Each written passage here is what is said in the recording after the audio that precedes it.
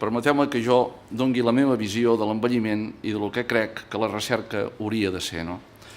El camp de l'envelliment, la recerca ha de ser multidisciplinar. Ens equivocaríem si penséssim que un pot tocar temes d'envelliment, investigar alguna cosa, avui dia sense un equip multidisciplinar. No hi crec en la recerca personal, crec en l'esforç personal, però no en la recerca personal.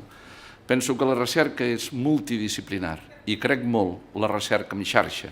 Tampoc crec en un gran centre únic i, evidentment, només també en l'esforç personal de la gent que forma part d'aquest nucli. Crec en un treball multidisciplinar i en xarxa, i així s'entenc la recerca. La recerca amb l'envelliment comença amb la recerca demogràfica.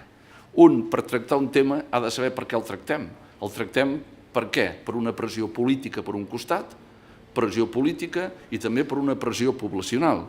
La gent que arriba a gran som molts i arribem grans molts i a més vivim en aquesta etapa molts anys i això ha anat creixent i l'esperança de vida s'ha augmentat moltíssim i som molts els que ens trobem a la franja de les persones grans que en diuen velles i per tant som molts.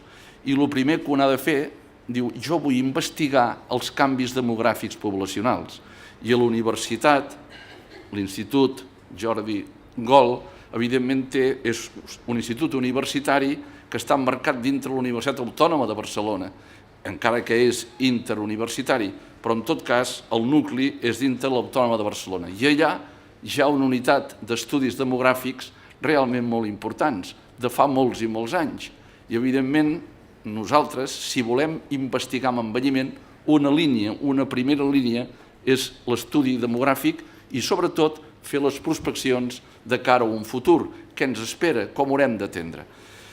Els he de dir que a vegades soc una mica pessimista amb aquests estudis, perquè en algun dels informes que jo he tingut, que he presidit, i que també hi havia demògrafs en la mateixa comissió, a vegades ens hem equivocat, uns i els altres. Quan començàvem el primer informe sobre salut, em deien en aquell moment que hi hauria poca gent jove, que els naixements serien pocs, que hi hauria un descens demogràfic important al nostre país. Això el primer informe. En el segon vam haver de canviar, perquè ningú pensava que a Catalunya entressin 1 milió i pico de noves targetes sanitàries i de persones amb la immigració. Ningú ho havia previst, això, ni els demògrafs ho havien previst. I, evidentment, el que semblava una piràmide que cada vegada seria més ampla per dalt i més estreta per baix, va haver-hi una època que vam dir no, això no serà així. L'immigrant és una persona jove, segur que tindrà molts fills i tot canviarà. Hi havia feina al nostre país, la gent no marxava i, per tant, anaven arribant persones aquí a casa nostra i semblava que la campana canviaria. Però això ha vingut la crisi econòmica i una altra vegada tornem a estar en aquest punt. Avui la natalitat baixa en el nostre país, moltes persones que havien vingut aquí se'n tornen perquè no tenen lloc de treball aquí i gent jove nostra se'n van a fora per formar-se uns i altres per quedar-s'hi, perquè la seva expectativa professional sembla que aquí realment estan barrades i per tant és difícil. Per tant, els estudis demogràfics no sé on aniran, però si haguéssim de dir-ho avui diríem compte, perquè serem molts els que tindrem molts anys i seran molts menys la gent productiva en aquest país i per tant anem en compte. Per tant, aquesta línia d'investigació queda oberta a l'estudi demogràfic. La segona línia d'investigació, segur, és final de vida, final de camí, els que som grans, quina qualitat de vida tenim. Tots sabem que el somni de tot investigador i les línies d'investigació anirien encaminades a veure si les dues curves, la de mortalitat i la de morbilitat, s'ajunten i que pràcticament la morbilitat en els últims anys de vida fos molt poca i la mort ens agafés de sobte, el que anomenen la rectangularització de la curva de la mort. És a dir, nosaltres convertim els malalts en crònics, tenen qualitat de vida correcta, treballen fins al dia abans de morir. Aquest és un somni. Ho hem aconseguit amb molts. A la sida hem aconseguit convertir-la en malaltia crònica i avui la sida, la gent que arriba amb sida, que són grans, ja són molts. I això explica el naixement d'una nova línia d'investigació. I estic convençut que la investigació en envelliment es donarà molt en el camp de la sida. Per què? Perquè hi ha molts recursos. Perquè en la línia de la sida hi ha molts recursos. I aquests recursos comportarà l'estudi de l'envelliment en malalts amb sida.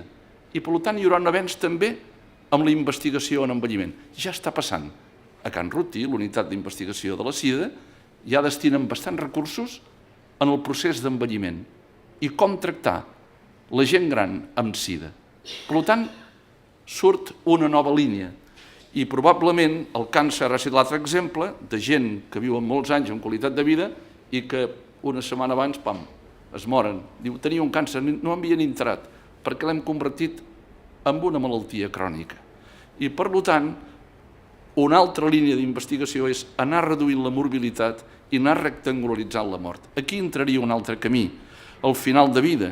Ara hem encetat 2 programes aquí a Catalunya, el malalt crònic complexa, per un costat, i el malalt que té els dies de vida limitats o que ens ho sembla. I en tot cas marquem aquell any que tenen d'esperança de vida i diem és un grup de malalts. No ho sé si tenim aquesta capacitat de dir el pronòstic. Els metges sempre ens equivoquem. Però en tot cas som atrevits i diem farem un programa a un any vista. D'acord? Doncs endavant.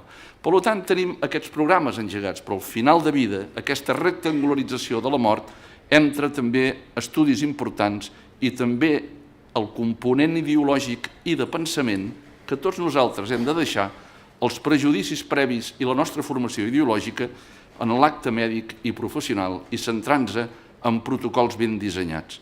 Per tant, una altra línia oberta. L'altra línia oberta és el que preocupa el polític i fonamentalment el gestor.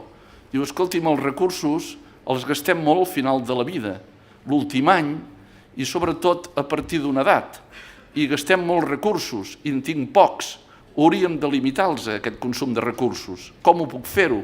I són la recerca amb com atenc jo la patologia a la gent gran i com realment jo consumeixo aquests recursos. I això són els programes que estem fent.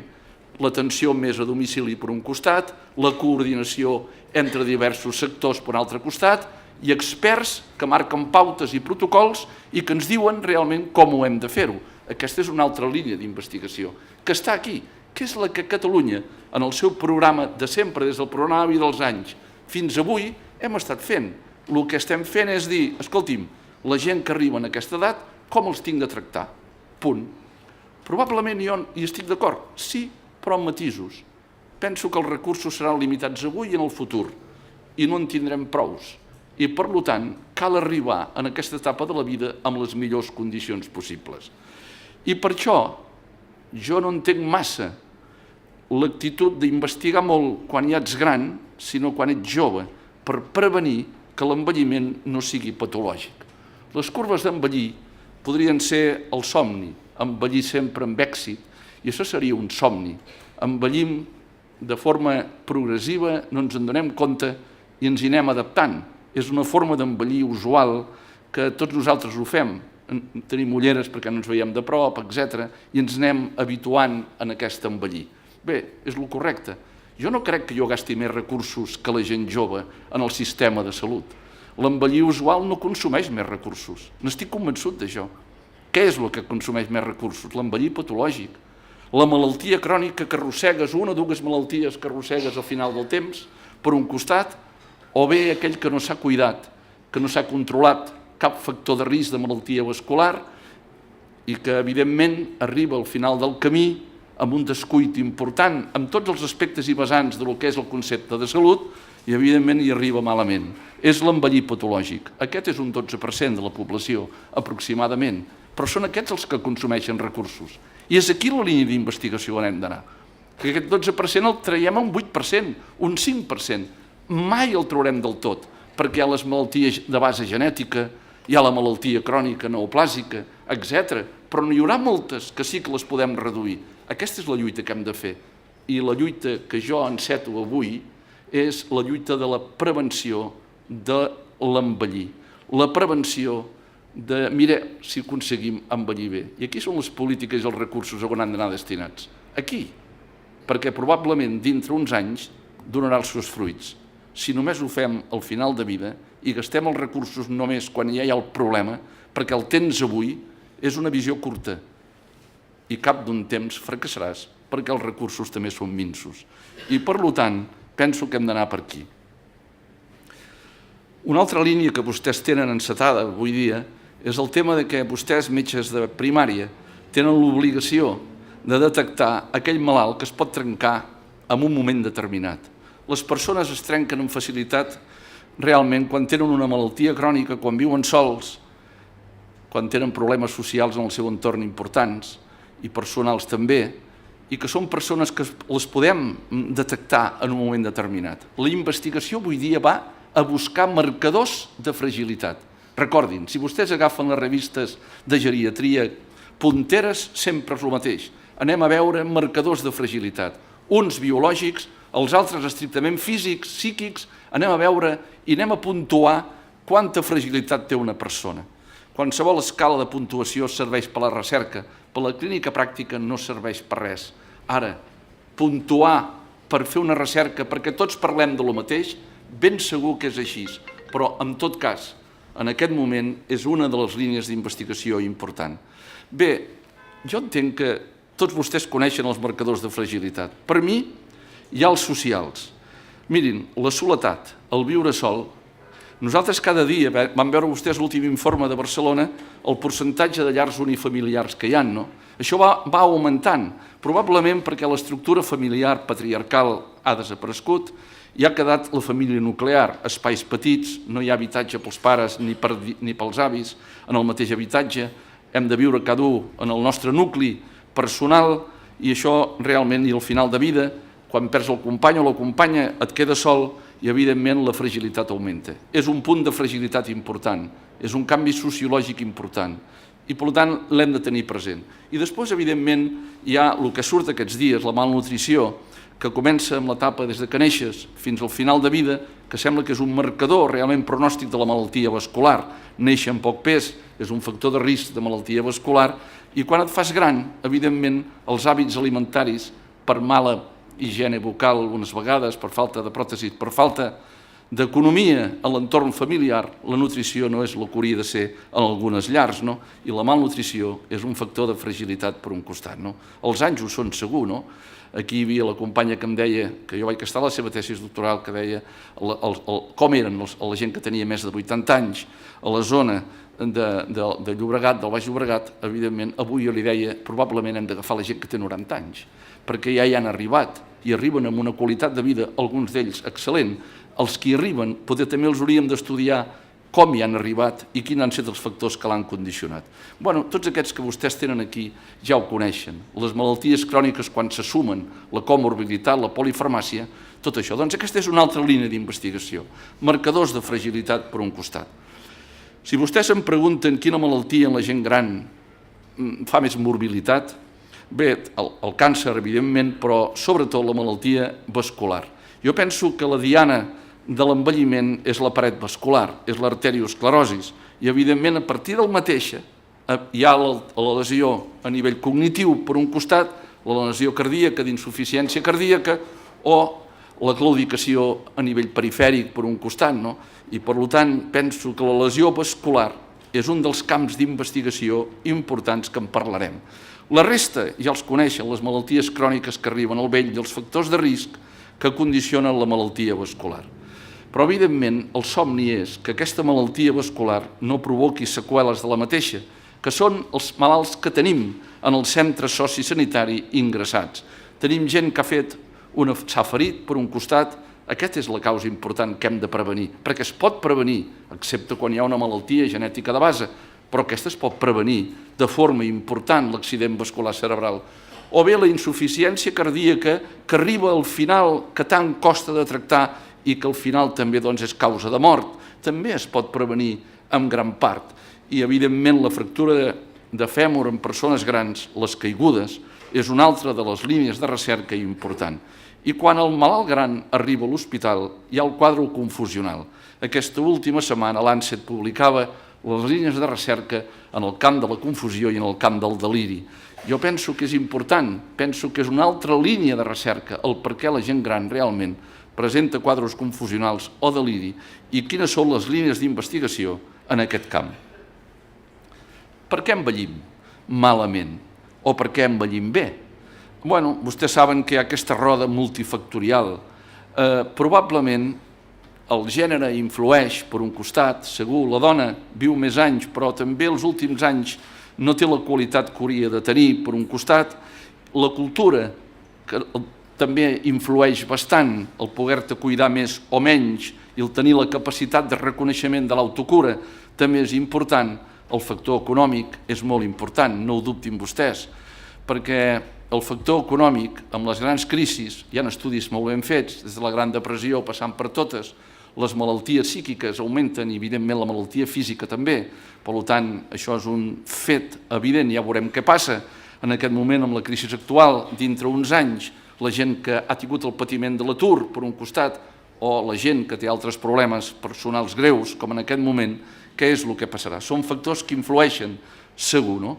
Però un podria pensar, és la genètica que fa que vivim més anys? Bueno, entrarem en ella.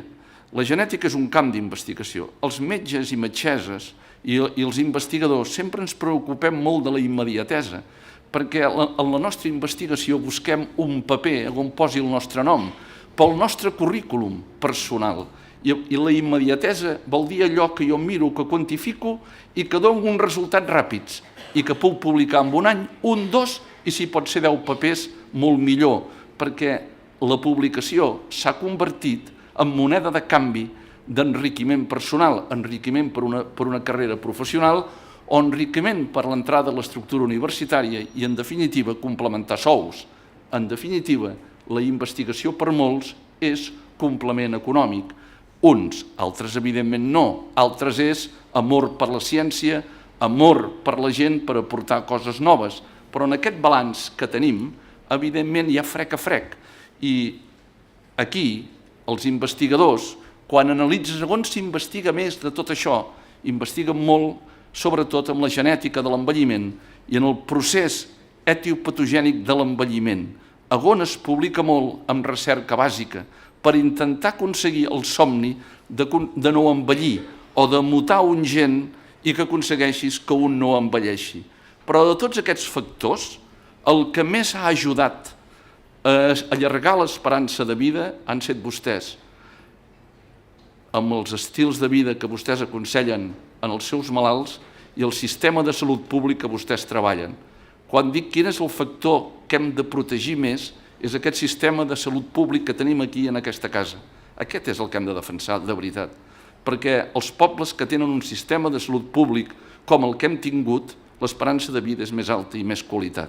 Perquè la gent que té una malaltia pot anar al sistema de salut amb gran equitat i ser atesa correctament. Per tant, aquest és un dels primers factors que hem de defensar intensament. I després la qualitat dels professionals que en aquest país, gràcies al programa estructurat MIR que tenim, bé el donen. Doncs aquest ha estat el factor, junt amb els estils de vida i el factor econòmic, que fa que hi ha països que tinguin una esperança de vida molt curta i altres que la tenen molt llarga. El factor econòmic, el factor del servei públic de salut per un costat, bons professionals per l'altre, són factors molt influents junt amb l'estil de vida. Aquesta roda multifactorial segur que influeix, no?, de com tots envellim, no? Què fan aquests factors? Home, segur que passa com qualsevol malaltia. Quan entra un virus, una bactèria, realment, o un factor tòxic en el nostre cos, aquesta és l'etiologia. L'etiologia de l'envelliment no la coneixem. Coneixem factors genètics, coneixem factors de risc.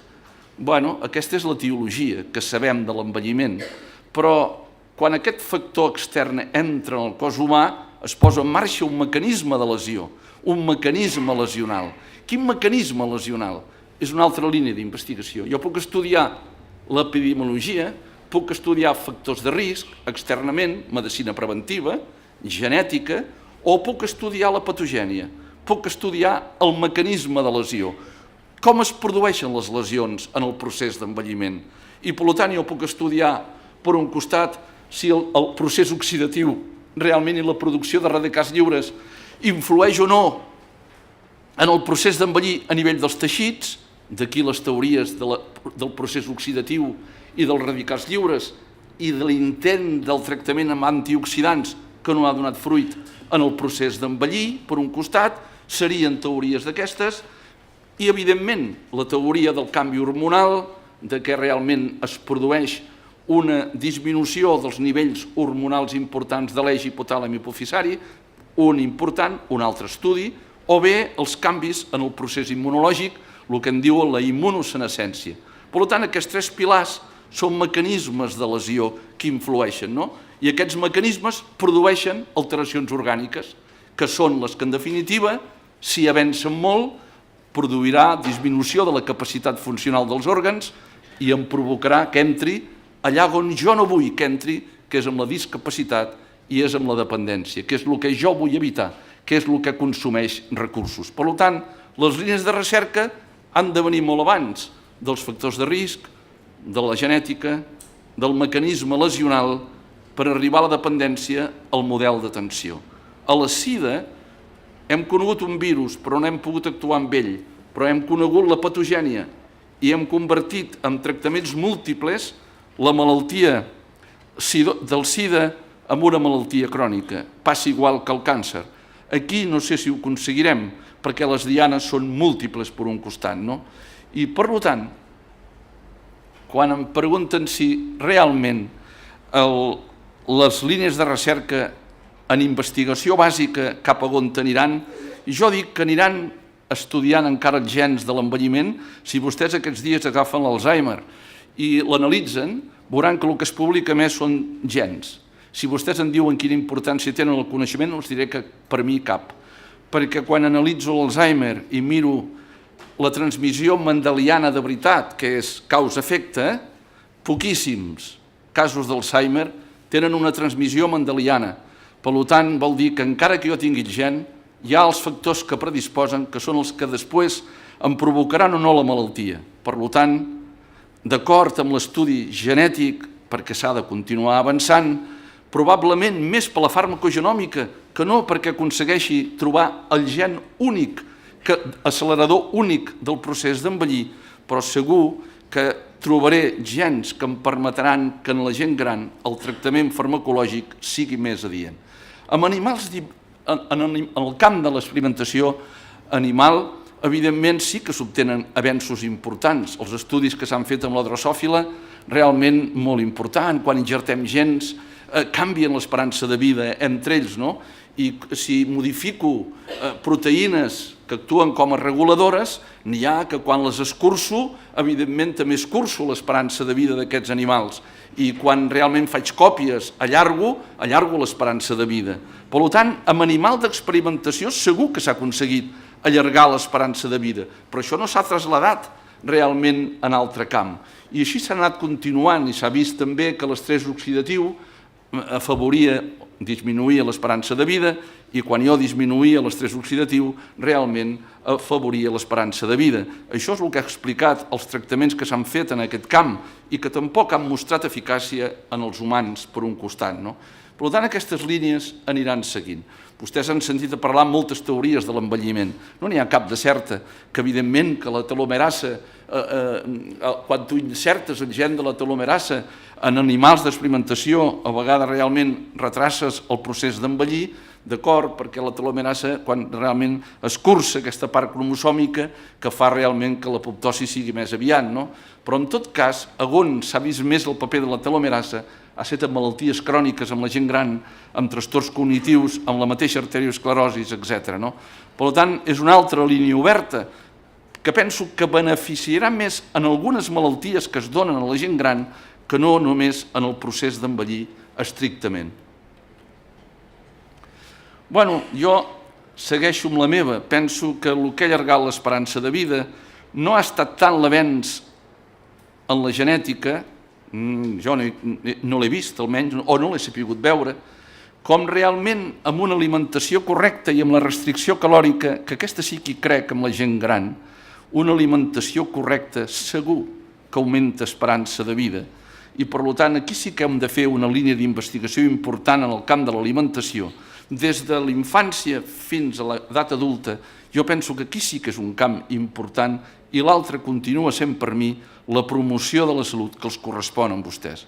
Si em diguessin quina línia és prioritària en vostès, els diria aquesta. Com veig jo l'envelliment? Penso que la diana de l'envelliment del procés és l'endoteli vascular, perquè la lesió vascular per mi és cabdal. És cabdal en el procés d'alteració cognitiva, de les demències, de la malaltia cardíaca per un costat, també, i de la malaltia renal i perifèrica. I, per tant, si jo aconseguís retrasar el procés arteriosclerós o, en tot cas, evitar la complicació de la placa d'ateroma, probablement la qualitat de vida en l'etapa de l'envelliment seria òptima. I, per tant, penso que la línia d'investigació important és aquesta, anar a veure realment com aquesta disfunció endotelial, que per mi és el factor de risc més important de tots els factors de risc, jo realment puc actuar-hi. I aquí és on les línies s'han d'obrir, i vostès les han d'obrir, juntament amb equips bàsics d'investigació en els nostres hospitals. Si la recerca seva no la fan conjuntament amb la bàsica, ho tenen difícil. Ho han de fer amb la bàsica, ho han de fer en els equips de medicina preventiva dels grans hospitals, que també hi són i molt bons en el nostre país, i han de treballar en processos col·laboratius. Això no és fàcil. Per què? Perquè els recursos els té un i no els té l'altre. I quan un adquireix una línia d'investigació i li subvencionen, els recursos el vol ell. I quan li va l'altre amb un projecte de la mateixa línia, diu amb quins recursos vens, i com que tu vas amb cap, ho tens difícil. I aquest és un problema tan difícil. Però això només ho pot pactar realment qui dirigeix l'estructura o l'organisme assistencial, que ha de fer la coordinació entre aquests nivells també de recerca, molt important, i pactar després l'autoria de cada part de la recerca perquè no hi hagi conflicte d'interessos ni tampoc agravis comparatius. Doncs bé, aquest camp de la investigació amb l'arteriosclerosi és important. Per mi, la majoria de malalties les faig amb aquest quadre i l'estructuro així. Dic, miri, jo no sé si el factor ambiental juga un gran paper en el procés d'envellir. No sé si la gent que vivim a Barcelona amb una alta contaminació envellim més o no. Si hagués de fer cas, per lo publicat recentment hauria de dir que sí, perquè s'ha vist que les partícules que inhalem no només provoquen la malaltia pulmonar, sinó que són capaces d'activar i d'actuar a nivell endotelial vascular i de començar el procés inflamatori de l'arteriosclerosi. Per tant, si això fos així, que les partícules ambientals són capaços de desencadenar la reacció inflamatòria que condueix a la placa d'ateroma, evidentment tinc més risc. No ho sé. En tot cas, és una línia d'investigació pels epidemiòlegs per un costat. Els infectòlegs m'han de dir quins virus i quines bactèries són capaços de desencadenar el procés també vascular, ja s'ha estudiat. I els immunòlegs m'han de dir el paper que autoanticossos poden provocar en el procés d'envellir. No sé quin serà el factor primordial. 3 línies d'investigació: factor ambiental, factor infecciós, factor immunològic, que actuant sobre la genètica que un té, evidentment, provoquen canvis, sobretot fenotípics, a les cèl·lules diana. Quines cèl·lules diana són en l'envelliment? Bueno, les cèl·lules immunològiques, els fibroblastes i les cèl·lules endotelials. Què és el que vaig en el procés d'envelliment? Home, el que jo veig, fonamentalment, són canvis en el sistema immunològic. La gent gran realment té una depressió del sistema immunitari de forma important. Alguna d'aquests dèficits explica la presència de més càncer a les persones grans. Una possibilitat. Els canvis en el mecanisme d'alerta dels processos infecciosos, per altra banda. I, per altra banda, la gent gran tenim més autoanticossos, és a dir, que una dona als 55 anys tingui anticossos antinuclears no és patològic si té un títol per sota d'1 partit per 160. Però el percentatge de dones a partir de 50 i escaig d'anys que tenen anticossos antinuclears positius sobrepassa el 8%. Alguna cosa ha canviat, per tant hem de tenir-ho present. I per altra banda, la línia de les cèl·lules immunològiques, per un costat, ha de permetre estudiar les diverses citoquines que en el procés vascular s'estan produint.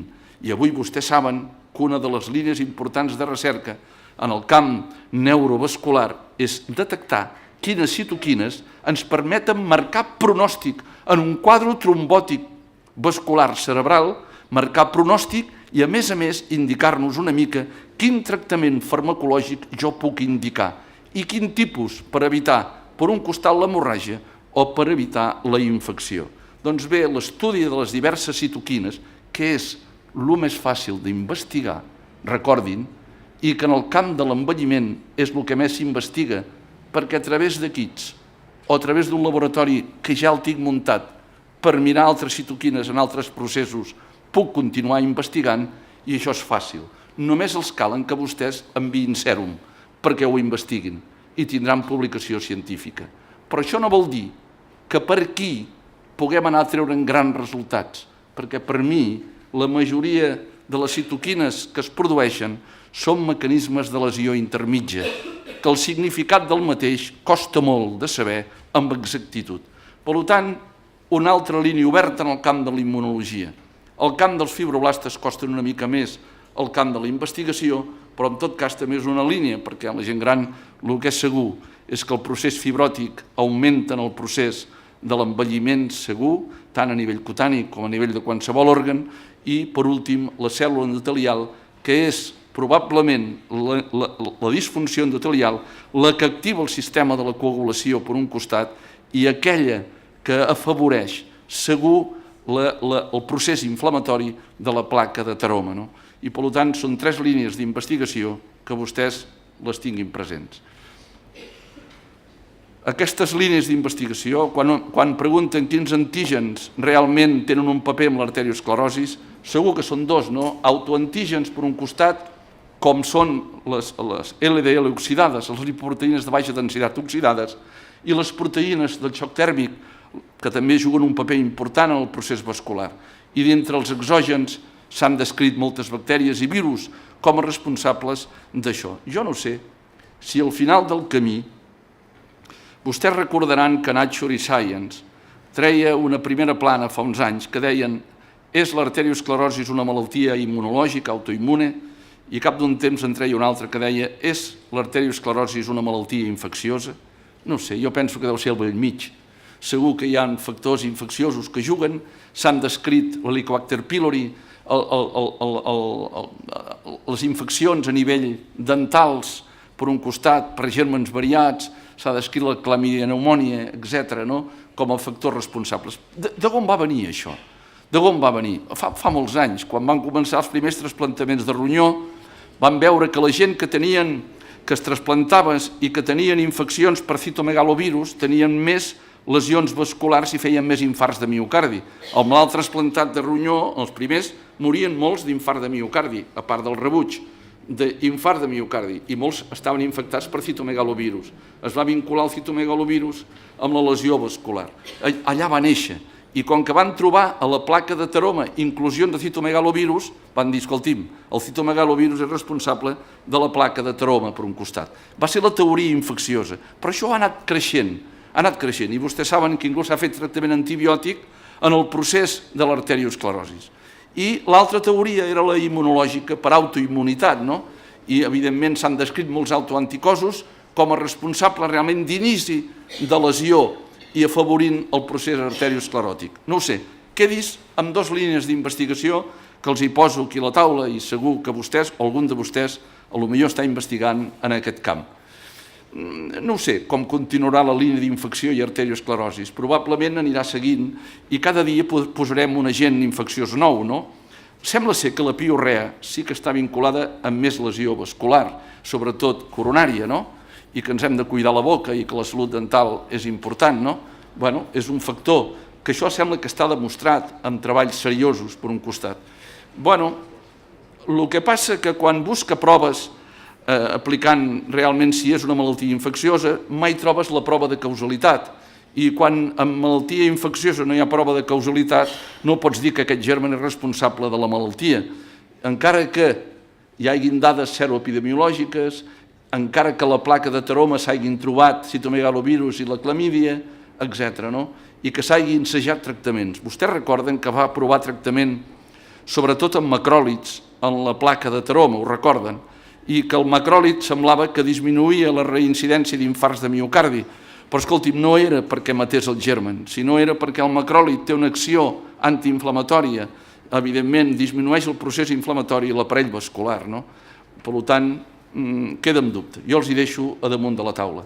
I els mecanismes autoimmunes. S'han estudiat molts autoanticossos com a mecanisme de lesió a la malaltia del procés d'envellir, no? S'han vinculat les proteïnes del xoc tèrmic, anticossos contra les mateixes, anticossos contra la cardiolipina, anticossos antigangliòsids, contra la lipoproteïna, contra l'LDL oxidada, etc., i contra les proteïnes del citoesqueleto.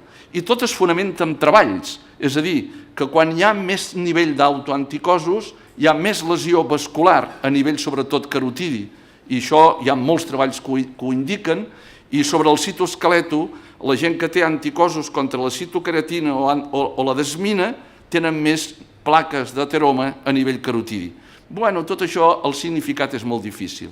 I per acabar i per complicar els mecanismes creuats entre la infecció i el mecanisme immunològic, no? La interacció d'anticossos contra el citomegalovirus que interactua amb les proteïnes del xoc tèrmic i que afavoreixen realment l'apoptosis moltes vegades de la cèl·lula endotelial.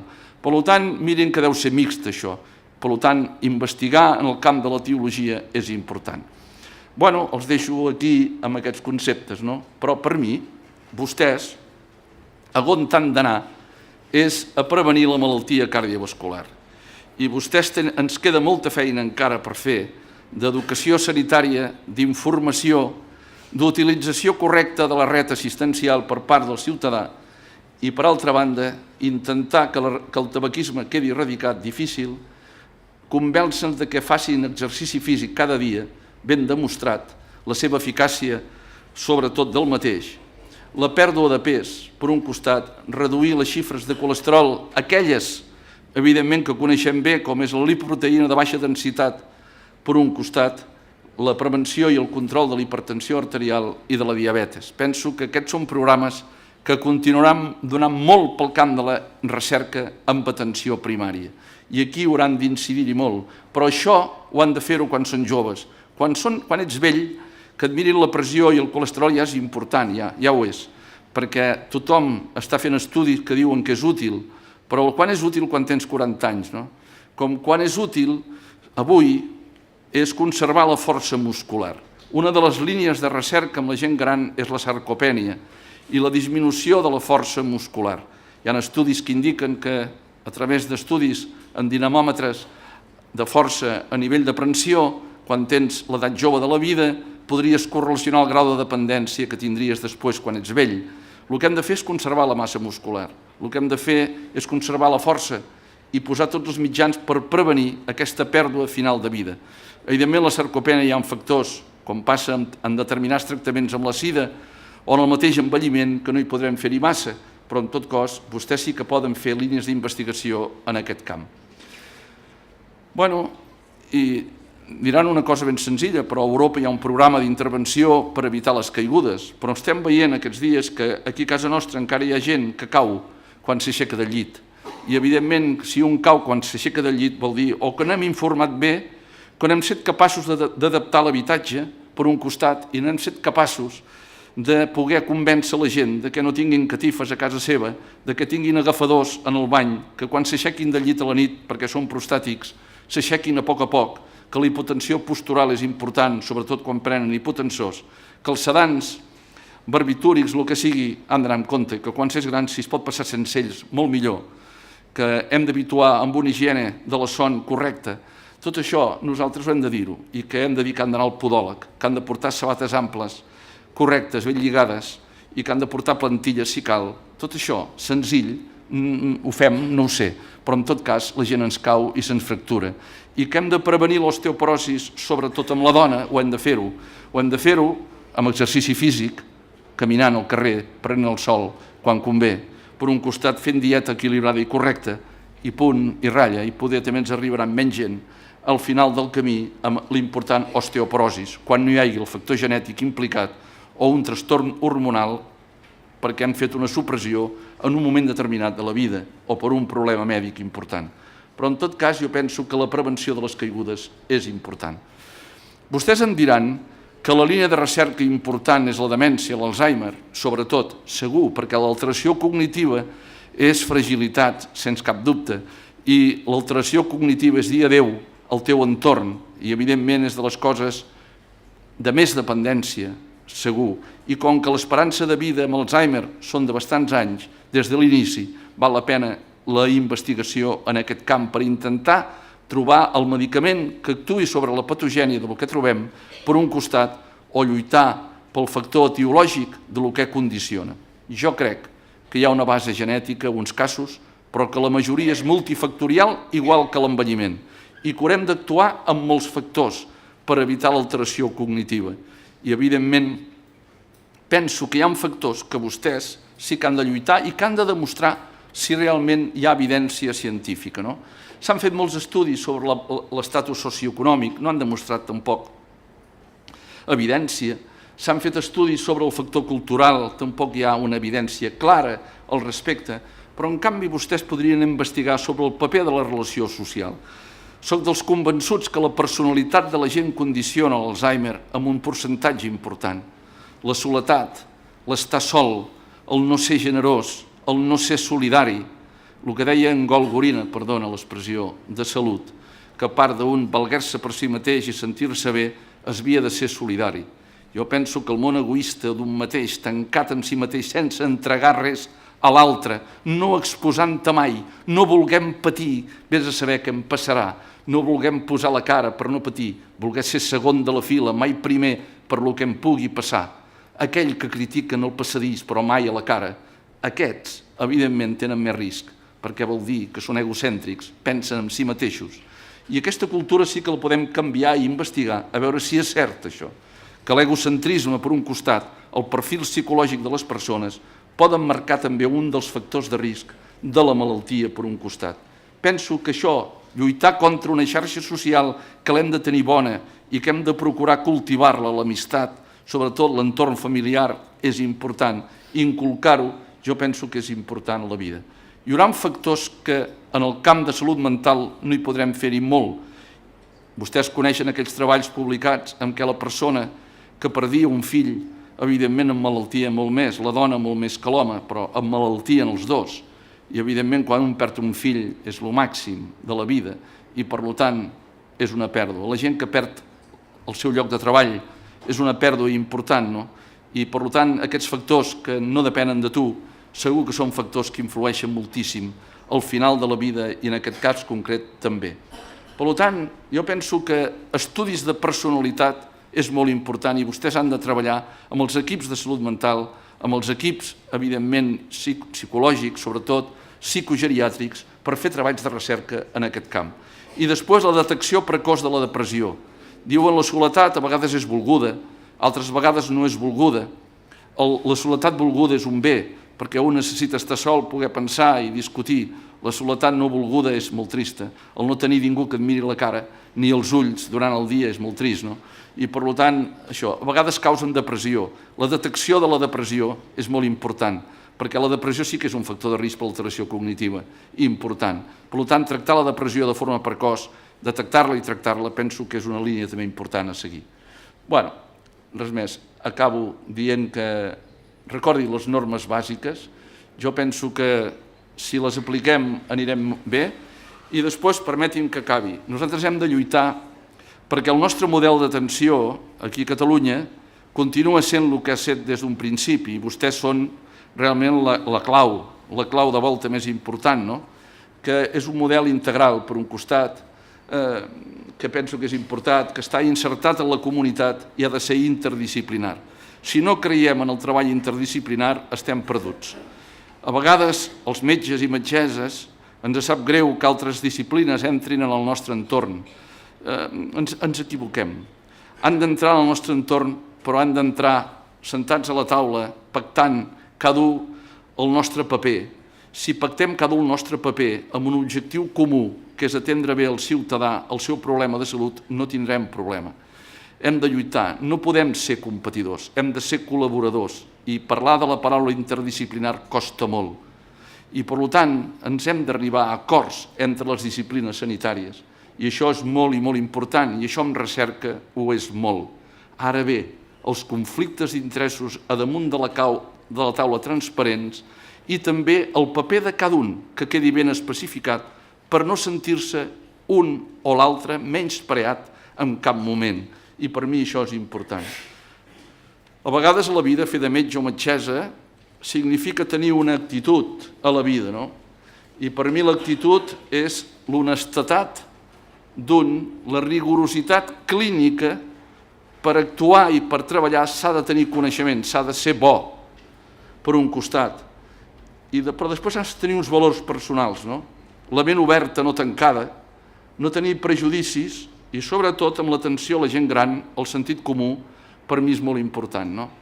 Per mi és el més important. Si em pregunten qui m'agradaria que m'atengués, m'agradaria que m'atengués una persona que sapigués, que estés al dia amb la medicina, que no només em digués bon dia, molta atenció, però no en sabés, sinó que sapigués de veritat, que estés al dia, que tingués una bona formació i que tingués uns valors com els que jo els he descrit, però sobretot que no em vingués amb prejudicis previs, ni amb pensaments ideològics previs, sinó realment que en cada moment el que el seu sentit comú, juntament amb el meu, ens digués en cada moment. Això és el que m'agradaria. Espero que aquest país ho continuarà tenint, ho té i ho continuarà tenint. Jo sempre a classe, amb els estudiants, no sé si n'hi ha algun que hagi fet classe, jo l'hagi fet classe, passo aquesta transparència, no? Dic, miri, si les universitats, quan entren els alumnes, els hi diguessin això, els vells patològics serien molts menys, molts menys. Són aquestes regles: no fumar, exercici regular, consum moderat d'alcohol, dormir, mantenir un pes raonable, esmorzar cada dia, que vol dir menjar correctament, i per últim ser optimista. A la vida ser optimista és important. Acabo amb una anècdota. Quan vaig escriure el llibre, Envellir bé, vaig inventar-me coses que ja estaven inventades, però que jo pensava que ho havien de saber. Un camp d'investigació és el sociològic a la gent gran, la sociologia a la gent gran. Per què? A la gent gran a vegades ens sentim malament perquè la gent jove no ens tracta, o no ens pensem que ens tracta bé, o que la societat no ens tracta bé. I em vaig treure això que vostès han viscut, el síndrom de l'oreneta, l'avi que va de casa en casa, que mai té la llar ell, i que mai té el seu espai. Com vol que es trobi bé aquest home? Com vol que es trobi bé? Va canviant inclús d'àrea bàsica de salut perquè el fill va de comptar l'altre. Síndrom de l'oreneta, com volem que anem bé? L'altre, el síndrom d'Ulisses. Ho parlem amb l'immigrant i el vell, el que es desplaça des del meu poble a la capital de comarca, de Borredà a Berga. Vostès creuen que Berga s'hi troba bé? Ell volia estar a Borredà. I quan està a Berga és igual que estés en un país forani, totalment. És un foraster i, per tant, fa el síndrome d'Ulisses que presenta la gent immigrant, el somni de tornar a casa seva, en el seu espai, i no se troba bé. I els venen a veure a vostès. A vostès, per això. El síndrome de la soledat, que ja els hi he parlat. El síndrome de l'eterna joventut. Quants vells venen a vostès que volen ser joves perquè no saben adaptar-se al món real, van vestits com un nen? Això és impossible. El que necessita ser sentir-se jove, hi ha gent que psicològicament ho necessita, és l'anti-aging. Hi ha gent que necessita perquè se sent malament i té un problema psíquic important. D'acord, cap problema, però hem de convèncer-los que l'envelliment és un procés d'adaptació. Punt. Vostès han vist molt l'engany emocional. Les emocions en la gent gran és important. Necessiten ser estimats. Vostès, a la visita, poden fer dos tipus de visita. Mirar l'ordenador i demanar un pet-tac per saber si té el càncer i on el té. O aixecar-se i tocar-lo. El tocar és molt important, cregui'm a mi. És important tocar i després demanar el pet-tac. La medicina que diuen els anglesos del hash-tush i el hashtag. Importantíssim. I a vegades la gent que no té això, que no el toca ningú ni ningú el mira als ulls, què passa? Ve una persona, la que sigui, i li fa l'engany emocional. I tots hem viscut, en què els darrers dies els hi prenen tot el que tenen, es casen o s'ajunten amb una persona que no té cap sentiment d'amor, que només desitja que la guinyis aviat i punt i ratlla. L'engany emocional. Després l'autonegligència és l'autoobservació de la salut. No val la persona que diu ja soc gran i no em miro la pressió ni miro el colesterol. No, escolti, no val, perquè vostè està fent un mal, no és solidari amb la gent. El recurs és públic, vostè s'ha de mirar la pressió, s'ha de prendre les pastilles, perquè si no em fa molt mal. Ser invisible. La gent gran els diran a vostès. Els expliquem la nostra història passada. Els expliquem. Avui el diari llegia, diu, no sé què deia, diu, vinc de lluny, molt lluny, però només penso en el projecte de demà. Això és el que els hem d'encolcar amb els vells. Jo vinc de molt lluny, però avui tinc projecte per demà. I per tant no em preocupa. I si el projecte demà no el fa ningú, el meu és igual, no es perdrà gran cosa, n'hi haurà d'altres. Però en tot cas, si jo tinc projecte em mantindré amb esperit jove. Per tant, quan un plega de treballar, és el síndrome de la invisibilitat. I aquest país no ho ha fet. Quan un el jubilen, no saben el mal que fan a la invisibilitat. Diuen, per què fa mal? Fa mal perquè l'has de preparar i l'has de saber preparar amb correcció. Has de tenir projecte per un futur i per demà i no ens preparen per aquest moment de la invisibilitat. Després vostès hauran vist el síndrome de Diògenes amb moltes persones grans. La gent tenim tendència a acumular perquè són els records. Les cases de la gent gran, jo les descric, entres vostès que són metges de família, que jo també ho he estat, quan entrava en alguna casa em cridava l'atenció. Parlo de gent important, que quan entrava pensava, com és possible? Aquest fill viu a Pedralbes i el pare viu aquí, en una casa arrocinada, una mica fosca, amb un sofà que es veu al cap que ja s'hi han posat molts anys, i el fill que t'acompanya perquè li veguis el pare, ho troba natural, diu és que no volen pas que els hi pinti el pis ni que li canvi la pantalla de televisió, no volen. Dic, és que no és que vulguin, és que els hi has de fer si pots tu, perquè la gent gran necessita els canvis, perquè si no tenim tendència només a viure de records, i la gent gran no pot viure amb illes de records, perquè a la vegada vivim amb illes de records, amb una mar molt fosca a l'entorn, i això ho hem d'evitar. I el síndrome de Diògenes a vegades passa. No els parlo del síndrome de la ruïna que tenim la gent gran. Tenim por de no tenir recursos, no ens els acabarem, però tenim por. I morim pensant que hem de deixar coses amb els que venen, un canvi de cultura. I vostès hi juguen un paper. Investigació social en aquest camp és important. I ho han de fer conjuntament amb les asseguradores, amb les que presten prestacions socials. És un camp d'investigació important. Farien un gran bé. I per tant és important, perquè el síndrome de la ruïna el tenim molts de la gent gran. Els altres són diferents. El síndrome del no m'ho mereixo, no? Jo que sé tant, no m'han posat la creu de Sant Jordi. Escolti'm, el que pensa que els altres et deuen o que tu estàs en deute en els altres, fes tu mirar pel psiquiatre. Tens patologia. Per tant, però en veuran també molts. I per últim, vostès han d'estudiar molt bé els models d'institucionalització. És una línia de recerca important. Han d'estudiar, quan la gent gran s'han d'institucionalitzar, on han d'anar. Han pensat vostès quin és el model residencial bo? Han pensat si ha de ser l'apartament tutelat? Han pensat si ha de ser només l'entorn familiar? Quin model residencial hauríem de fer? Això és una línia d'investigació, no l'hem sapigut de trobar. És trist que quan un porta un gran a la residència tingui la sensació que la portes a una presó on dels passadissos no ha sortit ningú viu. Mal assumpte, si un pensa això. Vol dir que no hem acertat. No hem acertat. Investigar en aquest camp és important. És un camp sociològic important. S'ho mereixen la gent gran, perquè probablement tots nosaltres ens trobarem sols en un moment determinat, hem d'aprendre a estar sols, però m'agradaria que quan estigués sol tingués aquell recurs que m'ajudés a que dintre la soledat em sentís bé jo mateix. Res més, moltíssimes gràcies i segur que investigareu molt en aquest camp i fareu que la gent gran estiguem molt bé.